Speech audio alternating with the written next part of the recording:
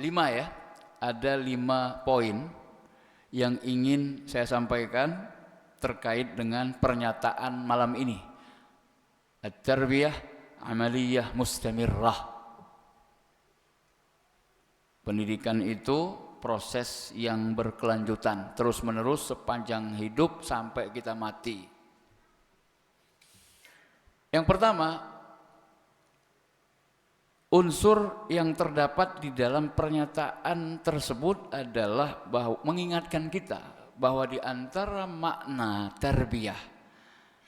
Nah, inilah pentingnya kita ketika membahas segala sesuatu itu secara ilmiah, kita mulai dari asal usul secara bahasa. Yang namanya tarbiyah itu salah satu maknanya seperti yang sudah pernah kita singgung, az-ziyadah, ziyadatun fin numu, pertambahan. Jadi ada makna ziyadah. Ini yang paling awal yang terbersit ketika pernyataan ini diungkapkan. Tarbiyah, pendidikan itu proses yang terus menerus. Ya berarti ada tambahan ilmu di sana. Sesuai dengan dalil yang sudah kita sebutkan, perintah Allah Subhanahu wa taala kepada Nabi Muhammad sallallahu alaihi wasallam dan otomatis kepada kita untuk terus menambah ilmu. Jadi kita harus merasa kurang dan haus dengan ilmu. Sehingga termasuk adab di dalam menuntut ilmu atau mencari ilmu, khususnya ilmu agama, ketika misalnya tema yang disampaikan dalam sebuah kajian atau topik yang sedang dibahas, sebuah topik yang tidak asing, artinya sudah pernah disampaikan, bukan hal yang baru, tapi kita harus antusias. Kenapa? Karena bisa jadi temanya sama tetapi cara penyampaiannya mungkin berbeda atau ada faedah-faedah tambahan. Nah, itu yang kita inginkan dan kita cari. Atau kalau tidak ada faedah tambahan sama sekali, minimal kita belajar adab ya, karakter dari orang yang menyampaikan. Karena pendidikan seperti yang sudah kita ketahui bukan hanya sekedar transfer pengetahuan, tetapi dia juga transfer adab atau akhlak, karakter. Sebagaimana yang sudah pernah disampaikan, kalau saya tidak salah di majelis seperti ini, ketika kita membahas kitab panduan Ma'alim fi Thariq Talabil Ilm, rambu-rambu di dalam perjalanan menuntut ilmu.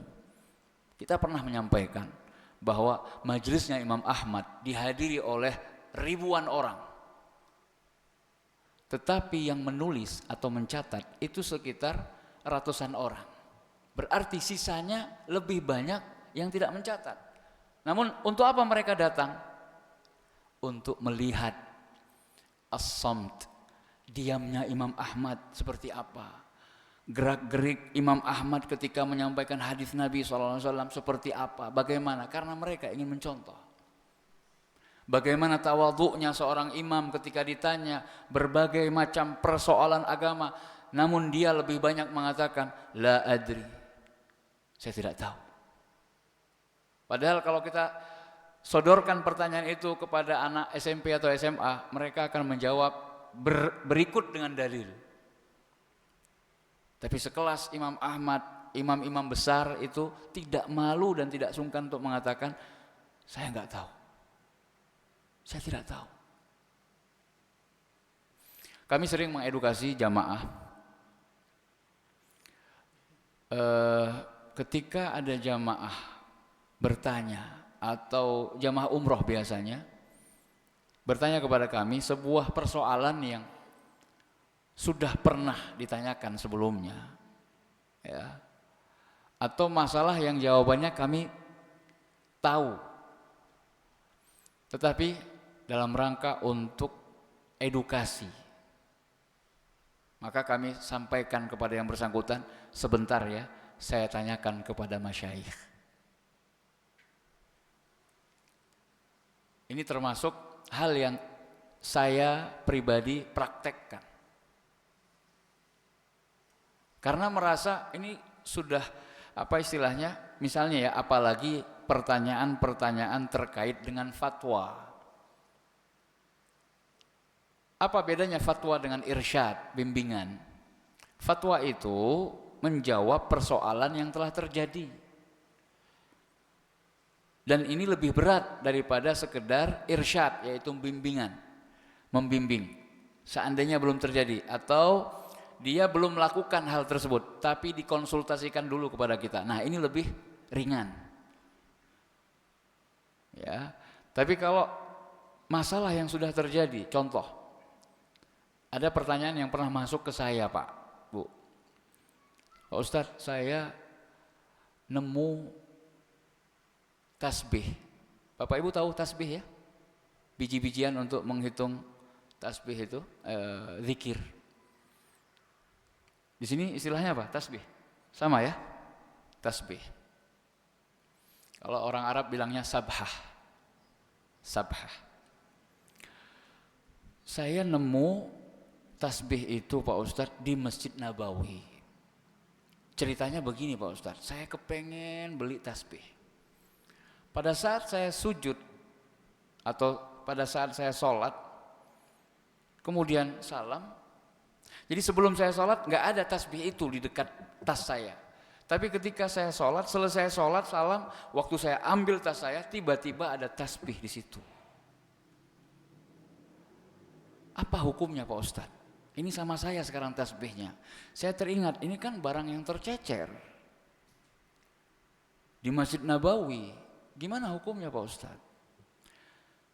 Karena sudah terjadi, Bapak Ibu, saya nggak berani jawab. Akhirnya saya bilang, sebentar saya tanyakan kepada masyayikh. Kebetulan kita di sana, di sumber ilmu. Ya sudah, apalagi di sana memang sudah ditunjuk orang-orang yang bertanggung jawab untuk berfatwa.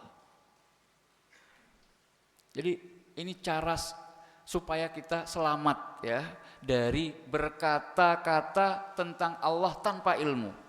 Bahaya.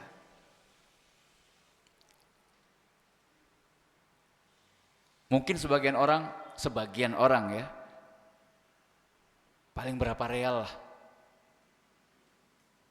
Sudah Pak, apalagi dikaitkan dengan mistis. Bapak kepengen tasbih, terus tiba-tiba ada tasbih di depan, berarti Bapak wali. Makomnya udah di atas beliau-beliau. Ya. Tapi Pak, saya nggak berani Pak. Saya tanyakan kepada masyayikh. Bapak Ibu mau tahu nggak jawabannya? Kalau terjadi hal yang sama begitu ya. Namun tidak bisa dijadikan sebagai patokan. Karena fatwa itu khusus untuk pertanyaan yang ditanyakan, diajukan. Maka kalau terjadi kejadian yang sama, tolong ditanyakan kembali, ya. Jadi jawaban Syekh ketika itu, ya'khudhuha biniyati sadaqah an sahibiha. Subhanallah. Ini Pak orang berilmu. Boleh diambil dengan niat itu sedekah dari orang yang punya. Karena pasti itu ada yang punya Pak. Tapi entah dia mau sengaja meninggalkannya atau biarlah ada orang yang mengambil hak atau berhak untuk dia atau sudah pokoknya dibiarkan begitu saja. Dan barang itu kata Syekh termasuk barang yang tidak terlalu mahal harganya. Apalagi tanah suci Madinah berbeda atau sedikit berbeda dengan tanah suci, tanah haram di Mekah. Tanah haram Mekah itu lebih dahsyat. Jadi nggak sembarangan. Tapi kalau di Madinah masih lebih fleksibel. Maka itu fatwanya. Jadi ini adalah edukasi, yaitu tarbiyah, pendidikan. Kita mendidik jamaah kita supaya terikat dengan ilmu. Jadi kalau mau melakukan apapun, berusaha untuk mencari dasar hukumnya, landasannya. Ya. Ini yang pertama tentang unsur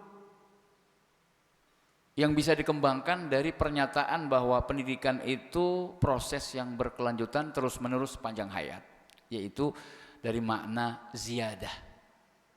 Ya. Kemudian yang kedua, unsur yang terkandung dalam pernyataan ini mengingatkan kita kepada salah satu makna tarbiyah itu sendiri, yaitu itmam. Bahwa di dalam pendidikan itu sebuah proses yang menuju kepada kesempurnaan. Tadi sudah kita singgung. Al-itmam. Nah, kalau kita menilik lebih dalam tentang itmam ini, Bapak Ibu yang dimuliakan Allah, di mana ada kata tamam atau itmam di dalam Al-Quran yang Bapak Ibu temukan, maka di sana pasti ada unsur tarbiyah pendidikannya. Saya kasih contoh. Allah Subhanahu wa taala berfirman, wa atimmul hajja wal umrata lillah, dan sempurnakanlah haji dan umrah untuk Allah. Kata-kata sempurna ini mengingatkan kita bahwa dalam haji dan umrah itu ada pendidikan untuk jamaah haji atau umrah. Apa pendidikannya, Pak? Orang yang berhaji dan berumrah dididik untuk supaya setelah haji dan umrah lebih paham tentang agama ini. Ada dorongan dan motivasi bagi orang yang sudah berhaji dan berumrah, ketika dia pulang dari haji dan umrahnya, harapannya apa? Harapannya kan orang kalau sudah hajian itu jadi apa? Qudwah, uswah, contoh teladan. Makanya ada dorongan dan motivasi orang habis hajian perilakunya semakin baik. Karena di mana-mana kalau ada Pak Haji Bu Hajjah pasti dikedepankan dalam masalah pemahaman tentang agama. Bagaimana menurut Pak Haji? Bagaimana menurut Bu Hajjah? Kita dianggap orang berilmu, Pak, ketika kita sudah pulang dari haji atau umroh. Jadi apalagi ketika haji atau umroh itu, subhanallah, banyak edukasi ya. Oh, ternyata pemahaman beragama yang benar itu ya seperti yang dilakukan dan dilaksanakan oleh Nabi SAW. Oh, ternyata apa yang saya lakukan selama ini di negeri saya atau di daerah tempat saya tinggal, oh selama ini tanpa dasar ya, nggak jelas ya, cuma sekedar ikut-ikutan. Di situ terbuka, bertemu dengan para ulama menyampaikan nasihat-nasihat dan ilmunya, maka ada tambahan ilmu. Nah, yang sangat disayangkan sekali di negeri kita yang kita cintai ini ada semacam propaganda. Jamaah haji, jamaah umroh itu diwanti-wanti. Nanti kalau sampai di Mekah, udah nggak apa-apa ikut imam walaupun imamnya Wahabi, ya, imamnya nggak menjiharkan Bismillah misalnya, atau hal-hal lain lah yang menurut sebagian kalangan itu bertentangan. Diwanti-wanti, nanti kalau ada pembagian buku secara gratis nggak usah diambil. Padahal justru Bapak Ibu kebanyakan orang mendapat hidayah karena membaca buku-buku yang disebarluaskan, yang dibagi-bagikan secara gratis ketika haji atau umrah. Bukankah itu kebaikan? Membuka cakrawala berpikir orang. Berapa banyak ayat di dalam Al-Quran menerangkan tentang pentingnya tauhid. Dan ketika kita membaca buku-buku tersebut yang memberikan peringatan kepada umat ini, jangan syirik, yang lebih jelas menunjukkan bahwa ada sebagian kegiatan-kegiatan atau aktivitas yang dilakukan oleh kaum muslimin di mayoritas, ya, itu ada yang termasuk kepada kesyirikan. Nah, ini kan suatu hal yang sangat penting. Kenapa? Karena syirik itu pembatal keislaman. Syirik itu pembatal amal. La in asyrakta la yahbatan amaluk wa la takunanna minal khasirin. Nah, ayat-ayat seperti ini harus selalu digaungkan terus supaya antisipasi, supaya masyarakat kita khususnya kaum muslimin tidak terjatuh kepada kesyirikan. Dahsyat syirik itu, berbahaya sekali dalam kehidupan kita beragama. Maka orang akan terdorong untuk belajar apa saja sih yang termasuk kategori syirik. Jangan-jangan selama ini saya mengucapkan 2 kalimat syahadat dengan lisan, tetapi anggota badan saya, perbuatan saya justru membatalkan ucapan saya. Jadi bertolak belakang. Kapan itu bisa dipikirkan oleh sebagian kita? Kalau bukan salah satunya adalah melalui buku-buku yang diterjemahkan hasil karya para ulama kita seperti Syekh Ibn Baz, ya, Syekh Ibn Utsaimin rahimahumullah. Jadi itu adalah sebuah kebaikan, tapi sangat disayangkan sekali ada pihak-pihak yang menginginkan agar kebaikan itu tidak tersampaikan. Ya, karena isu Wahabi dan lain sebagainya. Bapak Ibu kaum muslimin dan muslimat rahimani wa rahimakumullah. Contoh yang lain, tadi saya katakan wa atimul hajja wal umrata lillah. Sempurnakanlah haji dan umrah untuk Allah. Contoh yang lain ketika Allah Subhanahu wa taala berfirman tentang kesempurnaan nikmat yang Allah telah berikan kepada kita. Al-Maidah ayat 3. Menunjukkan kesempurnaan agama Islam dan kesempurnaan nikmat yang Allah berikan untuk kita. Al-yawma akmaltu lakum dinakum wa atmamtu alaikum ni'mati. Pada hari ini telah kusempurnakan agama Islam bagi kalian. Ya. Telah kusempurnakan agama kalian untuk kalian. Dan telah kusempurnakan nikmatku yang aku berikan untuk kalian. Apa pendidikan yang ada di dalam hal penyempurnaan nikmat yang Allah berikan untuk kita? Allah mendidik kita Bapak Ibu supaya menjadi pribadi hamba-hamba yang bersyukur atas nikmat Allah Subhanahu wa taala. Karena nikmat yang Allah berikan itu sifatnya tamam. Atmamtu, sedangkan untuk perihal agama yang Allah sempurnakan juga Allah pakai lafadz akmaltu. Apa bedanya akmala dengan atamma? Beda Pak. Kalau akmala menyempurnakan, tetapi dia bisa jadi ada jeda di mana agama itu diuji, naik turun. Tapi pada akhirnya disempurnakan. Ini akmala Pak. Tetapi atamma ini lebih dahsyat. Penyempurnaan tentang nikmat Allah pakai kata atmamtu karena nikmat Allah itu enggak pernah putus dari kita Pak. Karena kalau Allah tidak lagi memberi nikmat kepada kita, alias sudah kita selesai ajal kita Pak. Kita masih bisa bernafas Pak, walaupun di tengah tragedi, musibah, bencana dan lain sebagainya. Masih bisa bernafas. Itu harus kita syukuri Pak. Kenapa? Allah masih memberikan kita kesempatan. Saya terharu dengan sebuah kisah di Aceh Tamiang, ya, yang ditulis oleh seorang dai. Luar biasa tulisannya. Sharing bahwasanya di sana subhanallah masih banyak hamba-hamba Allah yang bersyukur. Terjebak genangan air yang sangat tinggi, berjam-jam.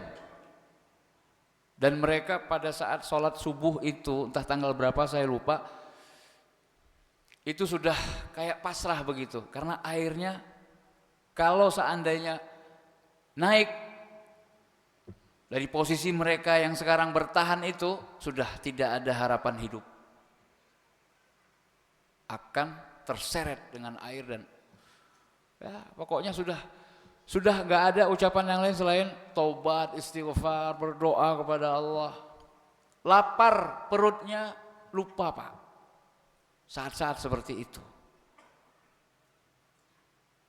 Alhamdulillah. Ya. Jadi ketika ternyata airnya semakin lama semakin surut, alhamdulillah mereka syukuri itu Pak. Kemudian ketika airnya sudah mungkin untuk mereka berjalan begitu ya, mereka pun mencari sanak saudara atau famili. Kemudian ketika ketemu mereka pun berpelukan. Alhamdulillah Allah masih memberikan kesempatan. Ketahuilah itu nikmat. Nikmat ketika orang semakin dekat dengan Allah Subhanahu wa taala, walaupun ketika diberi musibah seperti itu. Jadi edukasinya atau pendidikannya adalah Allah ingin mengingatkan kepada kita bahwa nikmat Allah itu enggak pernah putus. Makanya kalau Bapak Ibu ditimpa atau dicoba dengan sedikit musibah, kuatkanlah diri kita dengan tetap mengucapkan alhamdulillah, saya baru dicoba seperti ini, tetangga saya lebih parah lagi.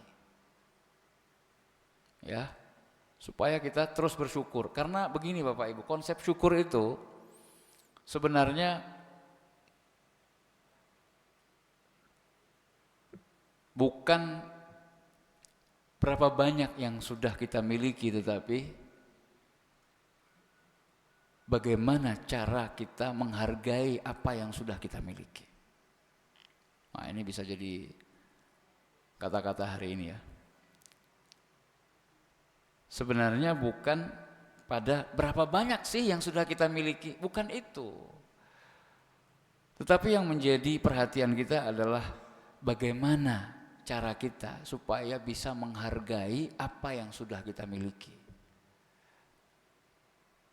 Allah memberikan kita misalnya berupa harta. Sudah jangan pertanyaannya harta ini sudah berapa banyak ya saya tabung, saya simpan, saya cari. Tetapi seberapa besar usaha kita untuk menghargai harta yang Allah titipkan itu pada kita. Dan bentuk penghargaan titipan tadi adalah kita menggunakan titipan tersebut dalam hal ketaatan dan mendekatkan diri kepada Allah Subhanahu wa taala. Itu konsep syukur, Pak, secara sederhana. Cukup dua contoh ya untuk poin yang kedua, itmam. Salah satu makna tarbiyah atau pendidikan itu adalah proses menyempurnakan sesuatu. Karena di dalam usaha menyempurnakan sesuatu, di sana ada edukasi, di sana ada nilai pendidikan. Kemudian yang ketiga, poin yang bisa kita kembangkan dalam pernyataan bahwa pendidikan itu sebuah proses yang berkelanjutan adalah adanya unsur al-hajah, kebutuhan. Pendidikan ini kebutuhan atau bukan Pak, Bu? Kita butuh enggak dengan yang namanya pendidikan? Butuh ya?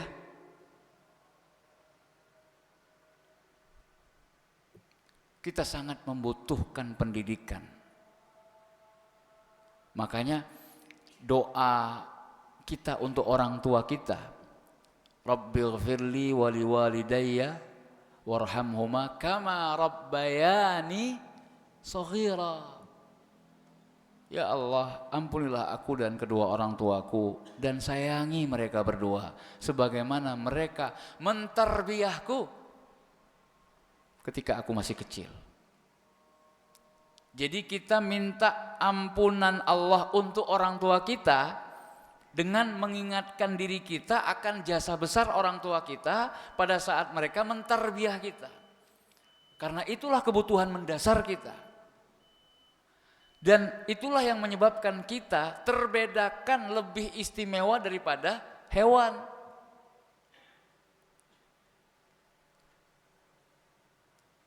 Yang pertama sekali Allah berikan kepada Adam adalah ilmu. Wa 'allama Adama al-asma'a kullaha. Dan Allah mengajarkan Adam nama-nama seluruhnya. Ilmu, pendidikan. Dan inilah yang membedakan antara manusia dengan hewan. Kenapa? Karena manusia itu siap untuk menerima pendidikan. Walaupun ada sebagian hewan yang bisa dididik. Ya. Tapi manusialah jenis makhluk yang memang Allah persiapkan untuk menerima proses pendidikan ini supaya bisa menjadi khalifah alal ard, fil ard. Khalifatun fil ard, sebagai pengelola di bumi, atau kalau mau diartikan pemimpin boleh, untuk menjadi penguasa di bumi ini harus pendidikan. Artinya penguasa yang baik itu adalah yang pondasi di dalam mengatur kekuasaannya itu, mengelola kekuasaannya itu berdasarkan apa? Ilmu dan pendidikan. Dengan redaksi kalimat yang lebih tegas lagi, yang berhak dan pantas menjadi penguasa itu seharusnya orang-orang yang berilmu dan berpendidikan. Bukan orang yang enggak jelas asal usul latar belakang pendidikannya. Ini kalau diteruskan jadi rame nanti. Lebih baik kita tunggu atau dengar azan dulu lah. Ya. Muadzin, mana muadzin? Nah kalau sudah ngomong itu takutnya nanti jadi rame. Muadzin siap? Silakan muadzin. Kita katakan secara umum ya Pak ya. Yang berhak untuk menjadi penguasa itu adalah orang yang berilmu dan berpendidikan. Sepakat. Silakan. Kita break dulu ya.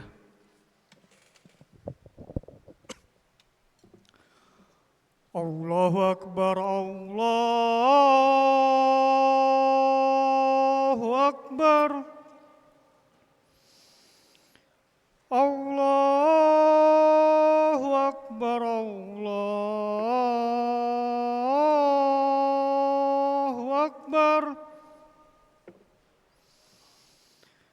Asyhadu an la ilaha illallah.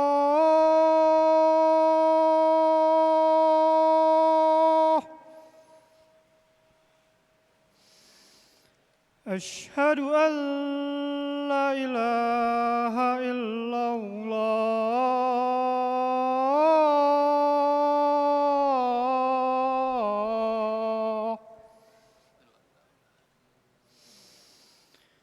Asyhadu anna Muhammadar Rasulullah.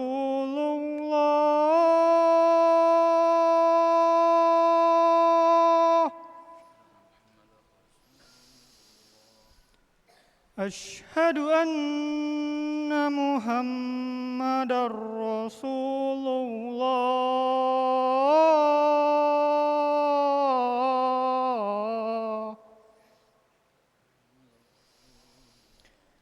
Hayya 'alas shalah.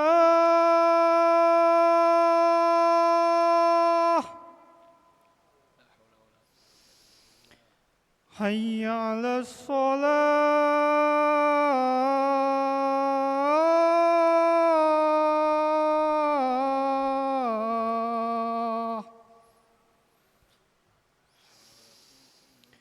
Hayya 'alal falah.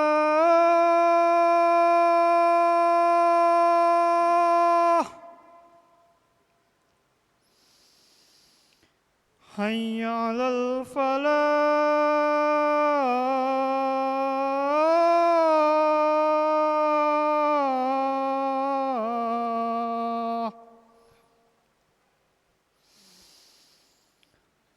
Allah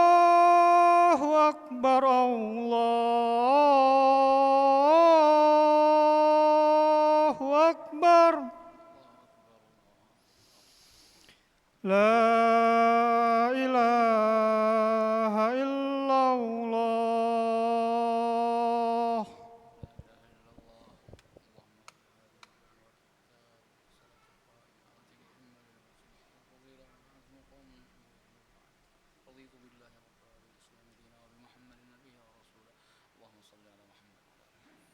الحمد لله وصلى الله وسلم وبارك على نبي الله محمد بن عبد الله وعلى آله وصحبه ومن والاه أما بعد. Kaum muslimin dan muslimat rahimani wa rahimakumullah. Pendidikan adalah kebutuhan kita semua. Tadi kita katakan bahwa Allah mempersiapkan Nabi Adam untuk menjadi khalifah fil ard, pengelola, pengganti, pemimpin, penguasa di muka bumi.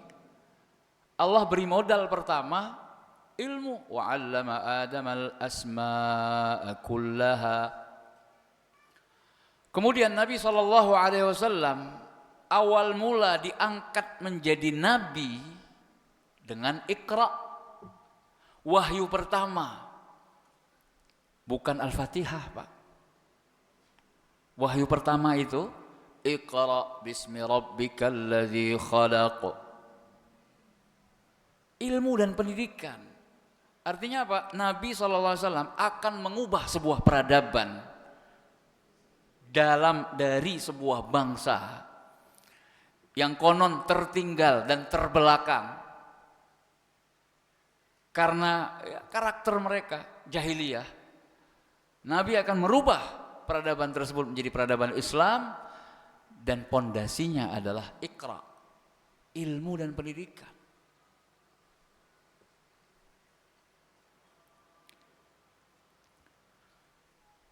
Karena ma'asyiral muslimin wal muslimat rahimani wa rahimakumullah, tanpa ilmu dan pendidikan maka manusia tidak mungkin bisa memahami petunjuk yang Allah turunkan.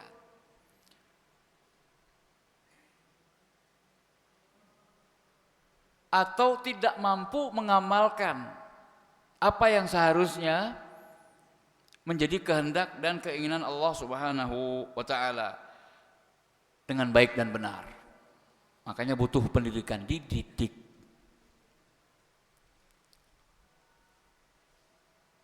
Oleh karena itu, pendidikan terkait dengan tujuan pendidikan tadi, kita harus mempersiapkan generasi penerus kita, karena merekalah yang akan menjadi sosok-sosok pemimpin di masa yang akan datang. Di bahu-bahu mereka nanti akan diembankan amanah-amanah yang berat dan besar. Maka tugas pendidik ini adalah sangat berat dan mulia. Ini yang ketiga, al-hajah, ya, tentang kebutuhan. Bahwasanya pendidikan itu adalah sebuah kebutuhan yang mendasar. Yang keempat, unsur yang bisa dikembangkan dari pernyataan bahwa pendidikan sebuah proses yang berkelanjutan adalah kata-kata berkelanjutan itu sendiri, yaitu al-mudawamah. Tarbiyah itu mudawamah, dawam, continue, nggak boleh berhenti, Pak. Mendidik generasi nggak boleh berhenti. Makanya saya pernah bilang, mendidik anak-anak kita untuk dikondisikan menjadi baik di dalam masjid, ini juga butuh waktu yang panjang, lama, sehingga dia akan menjadi karakter yang terpatri di dalam jiwanya. Otomatis begitu. Kalau sudah masuk ke masjid, langsung autopilot, langsung mode mode beradab itu mode on, dihidupkan, ya, otomatis. Nah, itu butuh proses dan butuh waktu yang panjang, mudawamah, terus berkelanjutan. Dalilnya seperti yang sudah kita sampaikan, menuntut ilmu itu dari sejak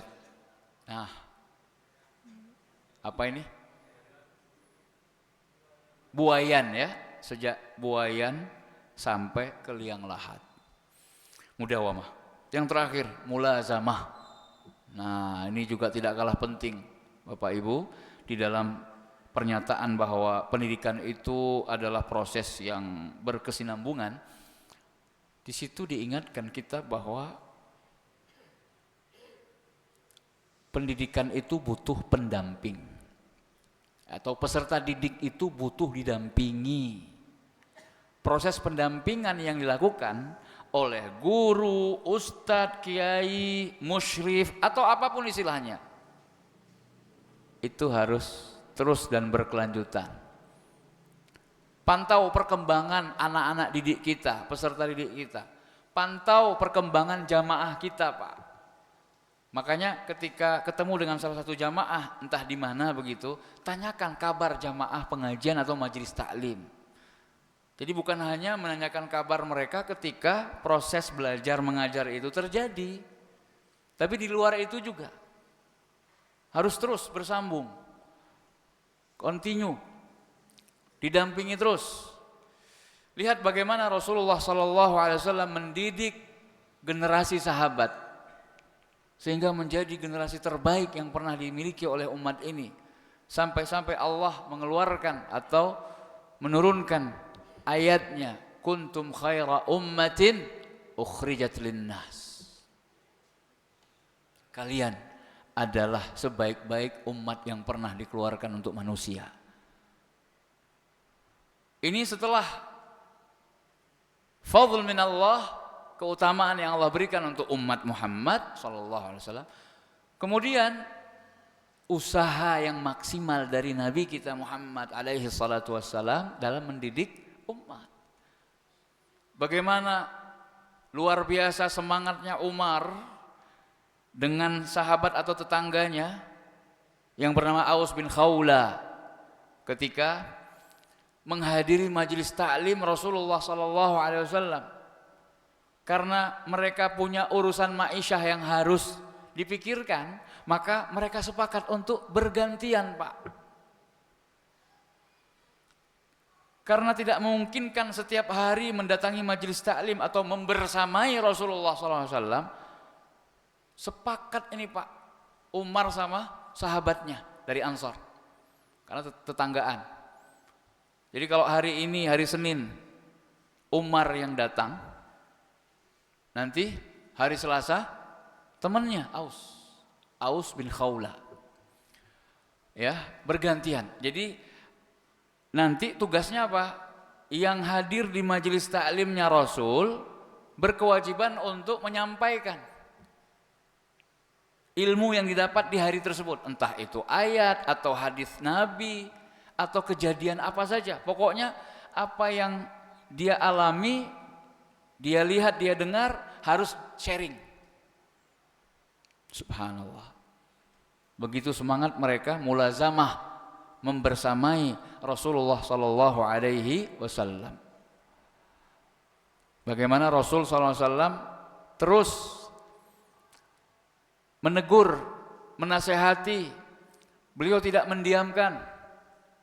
Kalau ada di antara sahabat yang mengatakan perkataan yang keliru atau melakukan perbuatan yang tidak benar, beliau selalu mengajarkan. Contoh ketika beliau dilaporkan